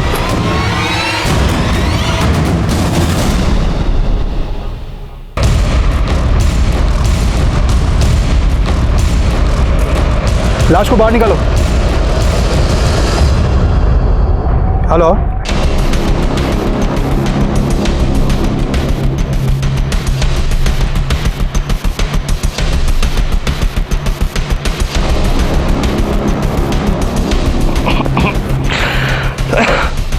यादव जी बॉडी जिस तरह से डिकम्पोज हुई है उसे देखकर लगता है कि इसकी मौत 6-7 दिन पहले ही हो चुकी है। बॉडी पर कोई घाव का निशान भी नहीं है, मतलब किसी अलग तरीके से मारा गया है।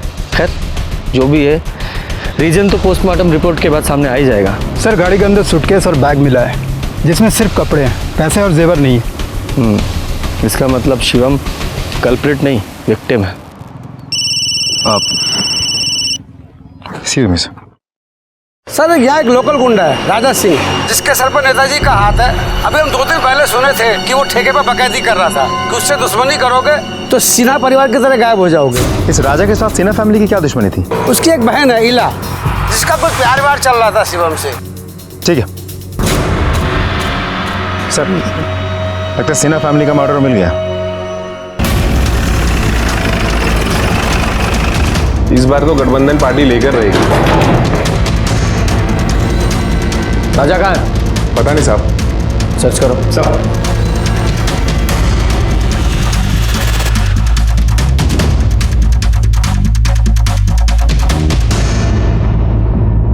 सर ऊपर आइए।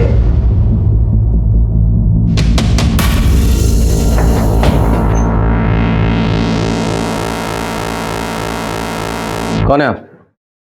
समय इला। राजा की बहन। तो बताइए राजा कहाँ है?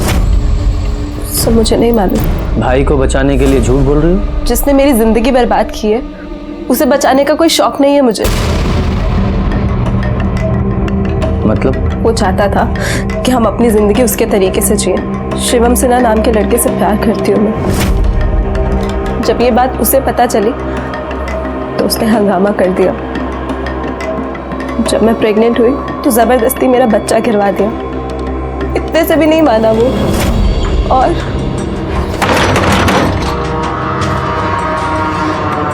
अच्छा तुम हो? अरे कौन है? अरे ये क्या कर रहे हो? नमस्ते आंटी जी, राजा यादव। अरे कोई है? अरे छोड़ो! अरे मेरे बेटा को छोड़ दो। दो हाथ का लौंडा होकर राजा यादव की बहन से इसक लड़ाने का कोशिश करता है, हैं? बेटा अभी तो सिर्फ कूटे जा रहे हो, अगर उससे दूर ना हुए ना तो जान से मार देंगे, समझ गए? क्या हो रहा है? कौन हो तुम?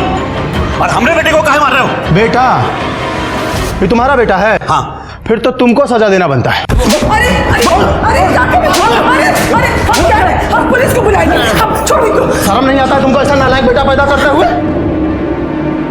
फिर मैं शिवम से मिली। हमने मुंबई जाने का प्लान बनाया।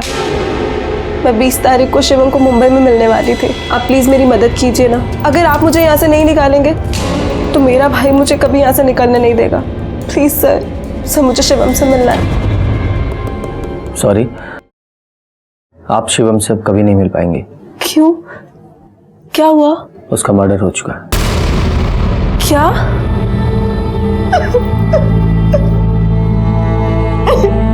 Sangeeta,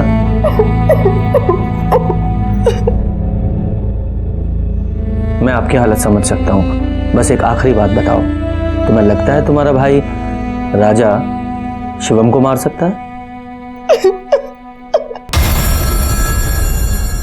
Yadav ji sir, state border seal करो। राजा भागना नहीं चाहिए। सारे खबरियों को एक्टिवेट करो। 24 घंटे के अंदर अंदर राजा मुझे लॉकअप में चाहिए। जी सर। मुझे लगता है आपका शक सही था। शिवम की मौत भी 11 जून को रात 8 से 10 बजे के बीच हुई थी, गला घोटने की वजह से। लेकिन फॉरेंसिक रिपोर्ट के हिसाब से गाड़ी में कोई फिंगरप्रिंट्स नहीं मिले और ना ही स्टीयरिंग व्हील में मिले। लेकिन हाँ, गाड़ी के सीट और डिक्की में जो ब्लड स्टेन मिले हैं उसके साथ अभिजीत, रत्ना और रमा के ब्लड ग्रुप मैच हुए हैं। यादव जी, इसका मतलब ये हुआ कि कातिल ने सिन्हा फैमिली की बॉडीज को ठिकाने लगाने के लिए उन्हीं की कार का इस्तेमाल किया और उस पे से सारे फिंगरप्रिंट्स मिटा दिए। लेकिन उसने एक गलती कर दी, उनकी कार से उसने ब्लड स्टेन नहीं हटाए। उसने अभिजीत, रत्ना और रमा तीनों का फोन स्विच ऑफ कर दिया।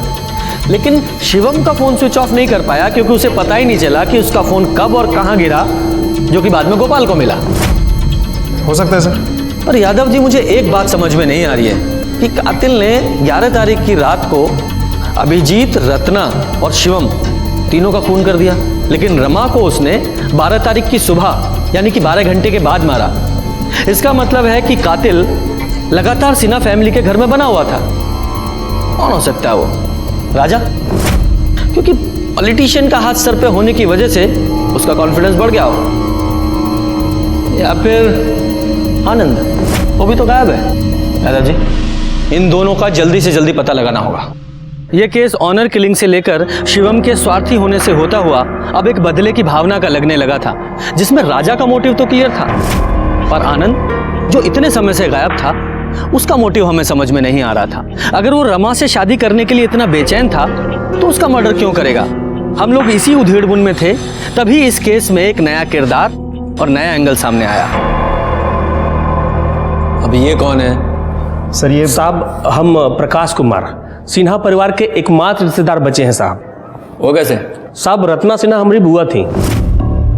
अच्छा। हमारे पिताजी की इकलौती बहन। सब बहुत साल पहले पिताजी का देहांत हो गया, फिर 3 साल पहले अम्मा भी गुजर गई। फिर बुआ हमको फ़ोन करके बोली कि यहीं आ जाओ, फूफा जी के काम धंधे में हाथ बटाना। तो पिछले 3 साल से हम यहीं हैं साहब, और फूफा जी के खानदान में भी कोई है नहीं, तो हम ही हुए एकमात्र रिश्तेदार।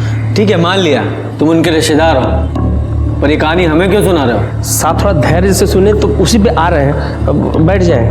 बैठो। धन्यवाद साहब।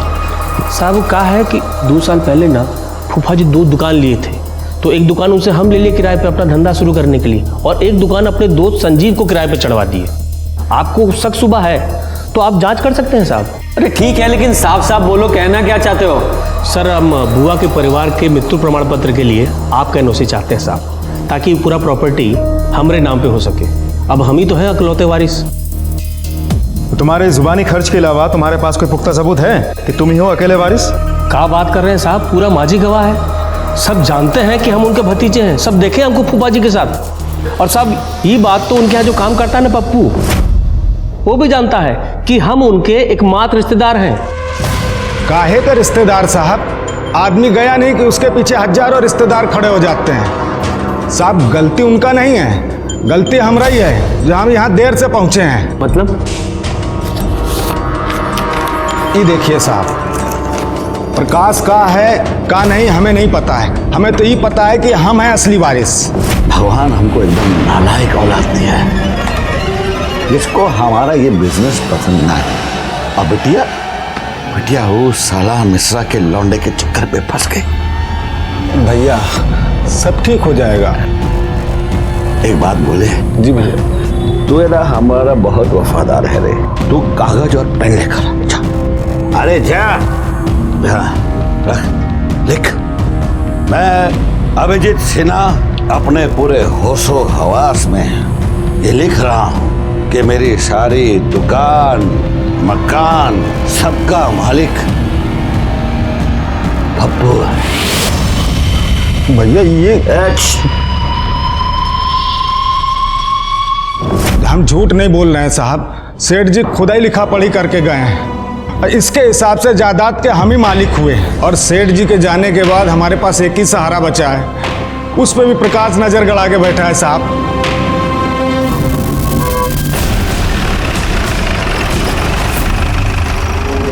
सेठ जी भले आदमी थे साहब, प्रकाश ने दुकान किराए पे दिलाया था। प्रकाश तो तुम्हारा दोस्त है ना, तुम्हें तो पता ही होगा कि वो अभिजीत सिन्हा की प्रॉपर्टी पे क्लेम कर रहा है कि वो उनका अकेला वारिस है। सारी प्रॉपर्टी उसे ही मिलनी चाहिए। क्या हुआ, कुछ प्रॉब्लम है? कुछ कहना है इस बारे में? हेलो, हाँ ठीक है, तुम नज़र रखो, हम पहुँचते हैं। सर, राजा का पता चल गया।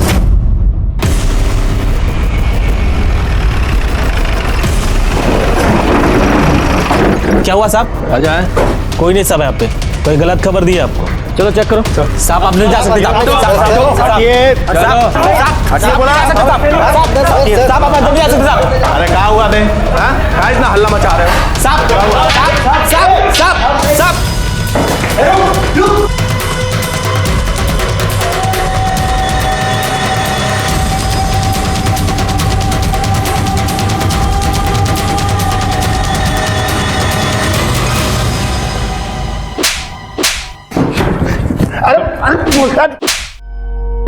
हम सच कह रहे हैं, हमने कुछ नहीं किया, हमने किसी को नहीं मारा है। जब तूने कुछ किया ही नहीं है तो भाग क्यों रहा था? अरे वो इला के चक्कर में हम शिवम और उसके परिवार वालों को धमकाए थे कि वो इला से दूर रहे, और फिर जब सिन्हा परिवार गायब हो गया तो हम भी ऐसे झूठ में हेकड़ी झाड़ दिया कि सब हमने किया है। देखिए दरोगा जी, जब आपको लाश मिला ना, हम डर गए कि बेकार में हम धरे जाएंगे, बस इसीलिए भाग रहे थे। हम कैसे मान लें कि तुम सिर्फ हेकड़ी झाड़ रहे थे, तुमने किसी का मर्डर नहीं किया? अरे 11 तारीख को तो हम मांझी में थे ही नहीं, नेताजी का जन्मदिन था, 3 दिन के बाद पोस्टर बनवाने के लिए पटना गए थे, 12 तारीख को देर रात लौटे हैं। यादव जी। जी सर। इस राजा की एलिबाई चेक करो, इसके सारे कॉल रिकॉर्ड्स निकालो और उसकी फोन की लोकेशंस भी। नमस्कार सर। नमस्कार सर, आपसे कुछ बात करना था। बोलिए। वो हमारा बेटा है ना आनंद, वो वापस आ गया है, तो आपसे भेंट करवाना था उसका। जाना आना यहाँ, बताओ सर को। नमस्ते साहब। सर, हमारा नाम आनंद मिश्रा है, हम रमा के पति हैं, और चूंकि सर हमारे बाद इस परिवार में और कोई बचा नहीं है तो कानूनन हमारे ससुर की सारी संपत्ति पर हमारा हक बनता है। आप तो जानते हैं सर, कानून के हिसाब से जब पत्नी का देहांत हो जाता है तो सब कुछ पति का ना हो जाता है, और पत्नी के मायके में कोई है नहीं सर, तो अगर इसको इसका हक मिल जाता सर तो बस।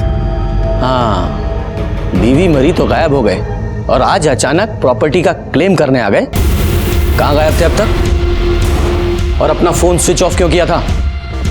सर, रमा के गुजर जाने के बाद हम किसी से मिलना नहीं चाहते थे और ना ही किसी से बात करना चाहते थे, इसीलिए हमने अपना फ़ोन स्विच ऑफ कर दिया था और बिना किसी को कुछ बताए हम पटना चले गए थे अपने दोस्त के पास। एकदम ऐसा ही बोल रहा है सर, एकदम ऐसा ही बोल रहा है। अब सर इसको इसका हक मिल जाता तो हम। आप लोगों के अलावा 2 और हैं जो अभिजीत सिन्हा की प्रॉपर्टी पे अपना हक जता रहे हैं, प्रकाश और पप्पू, और आप हैं तीसरे। कान खोल के सुन लीजिए, जब तक ये केस सॉल्व नहीं हो जाता किसी को कुछ नहीं मिलने वाला है। और रही बात हक की, तो पहले साबित कीजिए कि शादी हुई भी है या नहीं, वो भी मैरिज सर्टिफिकेट के साथ। जाइए सबूत लेकर आइए, जाइए। नमस्कार। चलो बेटा, हक की बात करने आ गए। यादव जी, इससे पहले कि मर्डर केस से ज्यादा प्रॉपर्टी क्लेम का केस बने, हमें इसे जल्दी से जल्दी सॉल्व करना होगा। पता लगा रोज एक वारिस हमारा दिमाग खराब करने आ रहा है। देखो ना क्या जमाना आ गया है, जब पूरा परिवार मरा तो कोई कंधा देने वाला नहीं था, और अब देखो रोज एक नया आदमी हिस्सा मांगने आ रहा है। घोर कलयुग है। सर,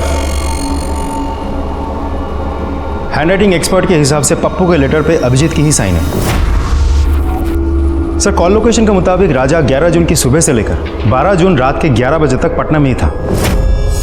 सर, जिस तरह के काम राजा करता है उसके लिए कोई बड़ी बात नहीं है कि हमें गुमराह करने के लिए अपने फ़ोन को किसी दूसरे लोकेशन पर छोड़ दे। यादव जी, मुझे नहीं लगता कि राजा को यह सब करने की जरूरत है। कुछ समझा नहीं सर? समझाता हूं। ये देखो, ये राजा अगर शिवम को मारता तो तभी मारता जब इसकी बहन इला प्रेग्नेंट थी।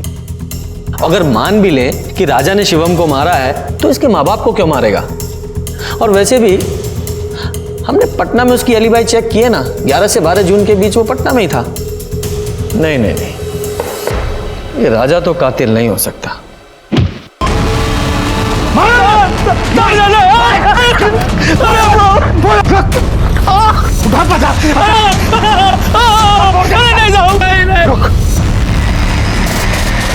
पहुंच गए ना, चुपचाप निकल ले हो। सिन्हा साहब की प्रॉपर्टी पे सिर्फ हमारे बिटुआ का हक है, क्या समझे?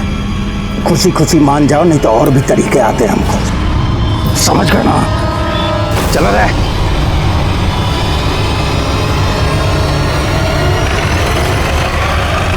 देखो अनुज, मेरा केस की वजह से वैसे ही दिमाग खराब है, ऊपर से तुम ये उल्टी बात कर रहे हो।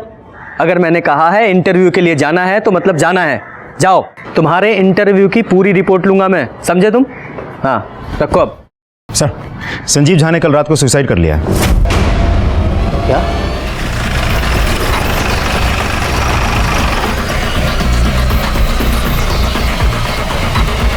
हटिए साइड, हटिए। लोग हटिए प्लीज, हटिए। आइए सर।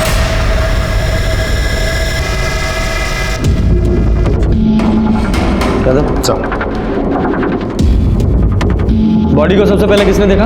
हमने देखा था साहब। हम इनके घर में दूध पहुंचाते हैं। 3 महीने का उधार था साहब। सोचा इस बार पैसा लेकर ही लौटेंगे। बहुत देर से दरवाजा खटखटाए रहे पर दरवाजा नहीं खुला साहब। तब हमने खिड़की से झांक कर देखा साहब, तो हमने इनको लटका हुआ देखा। हमने मकान मालिक को फ़ोन किया और बाद में आपको भी कॉल किया साहब। एम्बुलेंस को कॉल करो। सर,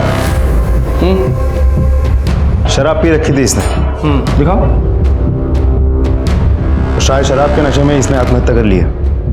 ऐसा ही लगता है। इन सबको फॉरेंसिक के लिए भेजो।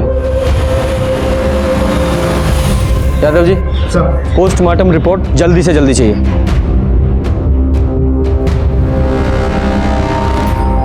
संजीव,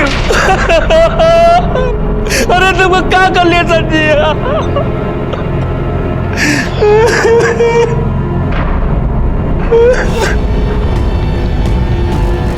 ये संजीव तुम्हारा दोस्त था ना? कुछ अंदाजा है उसने सुसाइड क्यों किया? काम धंधा नहीं चल रहा था साहब, बहुत दुखी रहता था। हमसे जितना बन पड़ा साहब हम किए।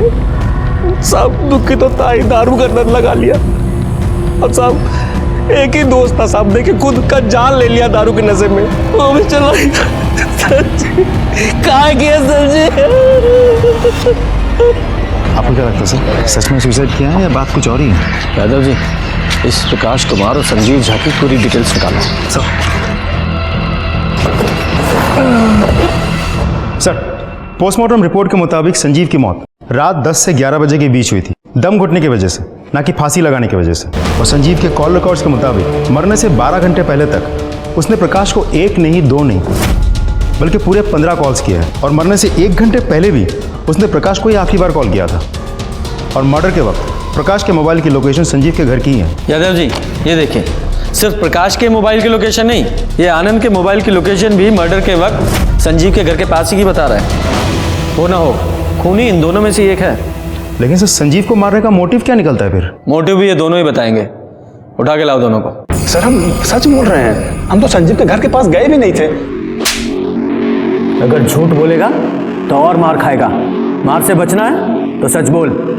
बोल, सच बोल। सर ये सब हम अपनी मर्जी से नहीं कर रहे थे, ये पापा हमको सिखा पढ़ा करके भेज रहे थे।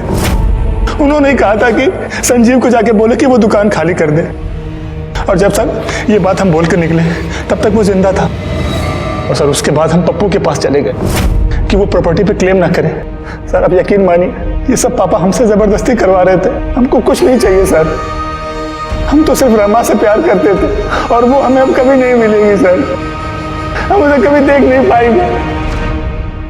इसकी हालत देख के तो ऐसा नहीं लगता है किसी का खून कर सकता है, और रमा का तो बिल्कुल नहीं। अब देखते हैं ये प्रकाश क्या बोलता है। वैसे प्रकाश के बारे में मैंने एक चीज नोटिस की थी जो मुझे याद नहीं आ रही, क्या थी वो? क्या? सर अब अच्छे से याद कीजिए, अब तक हम प्रकाश से सिर्फ 2 ही बार मिले हैं। पहली बार जब वो पुलिस स्टेशन आया था डेथ सर्टिफिकेट के लिए हमसे एनओसी लेने, और दूसरी बार जब संजीव ने सुसाइड किया था, हम उसके घर से निकल ही रहे थे और वो वहाँ पहुँचा था। याद आया यादव जी, जब हम प्रकाश से मिलके अपनी गाड़ी की तरफ जा रहे थे तो मैंने नोटिस किया। सर गोपाल, जिसने शिवम का मोबाइल उठाया था और जिसने स्टिकर और ग्रे कलर के गाड़ी के बारे में हमें कहा था, जो मर्डर के दिन अभिजीत सिन्हा की गाड़ी के साथ पार्क की हुई थी। यादव जी, इस प्रकाश की गाड़ी को फॉरेंसिक के लिए भेजो। अब देखते हैं कौन सी कहानी सुनाता है। काहे फंसा रहे हैं साहब? हमरे दोस्त का मर्डर का इल्जाम हम पे लगा रहे हैं। क्या है, आप लोग को पैसा वैसा चाहिए क्या? तुम्हें फंसाने की जरूरत नहीं हमें, तुम्हारे खिलाफ बहुत सबूत है हमारे पास। ये रही तुम्हारे फोन कॉल्स की और तुम्हारी फोन लोकेशन की पूरी डिटेल्स। संजीव को मारने से पहले तुमने उससे फोन पे बात की थी ना, फिर अपनी दुकान से उसके घर गए थे ना, वहां आधा घंटा रुके थे और उसके बाद 8:15 बजे तुम अपने घर गए थे। बोलो, आधा घंटा क्या कर रहे थे वहां? साहब इसमें कौन सा बड़ा बात है साहब, संजीव दोस्त है हमारा, दुखी था, उसका काम धंधा बंद है, सांत्वना देने गए थे और साहब एक आधा घंटा बाद वापस भी तो आ गए थे। हाँ, कहानी अच्छी है।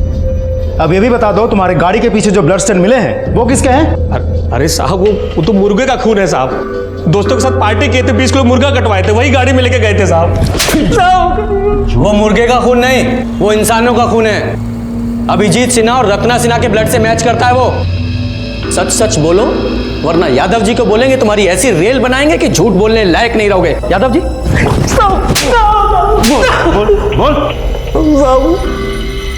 रत्ना बुआ का प्रॉपर्टी हमको मिल रहा था साहब, तो इस संजीव दुकान छोड़ने को तैयार नहीं था, ऊपर से साहब किराया देने के लिए भी मना कर दिया था। बोलता था कि तुमको तो सब फोकट में मिल रहा है, तो काहे दुकान का रेट लगाए हुए हो। साहब दोस्तों के साथ चिरकुट जैसा बात कर रहा था, तो हमको भी गुस्सा आ गया, तो हम उसके घर पे गए और ऐसा दिखाए कि जैसे हम उसका बात मान लिए। हमको मालूम था कि तुम हमारी परेशानी जरूर समझोगे।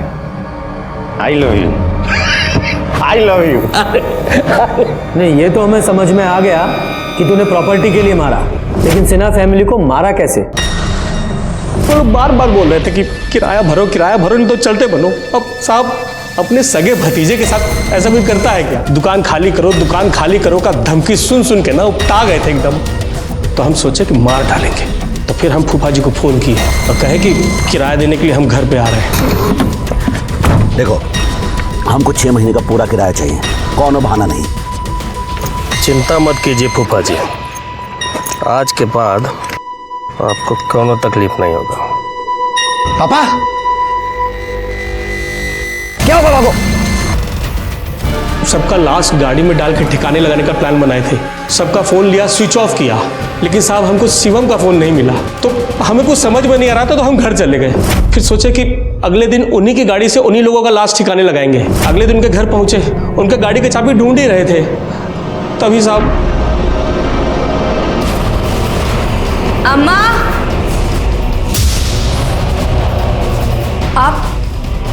आप दोनों यहाँ क्या कर रहे हैं? और अम्मा पापा कहाँ हैं?